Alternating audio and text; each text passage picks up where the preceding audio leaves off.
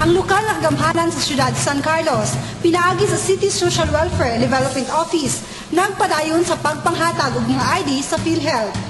Niadto Oktubre 13, 2009, ang ipanghatagan sa ilang PhilHealth ID mo ang mga beneficiaries sa barangay Nataban. Adunay 404 ka mga residente ang nakapahimulo sa Medicare para sa masa ilawom sa PhilHealth program nga gitambayayungan sa lokal nga kagamhanan sa siyudad San Carlos ug sa nasyonal nga kagamhanan. Ilang magamit ang ID sa PhilHealth sa panahon nga adunay miyembro sa ilang pamilya ang mga ospital. Din ilang mapahimuslan ang tanang serbisyo nga mahatag sa ospital sama sa CT scan, room, food service ug uban pa bisan asa nga ospital sa nasud. Si punong barangay Jewel Ramos sa barangay Nataban, nagmapasalamaton nila ni City Mayor Bong Lacson, Vice Mayor Gingbal Mayor Jr. ug sa mga SP members tungod sa ilang pagpakabana alang sa maayong panglawas sa mga kabu sa barangay Nataban.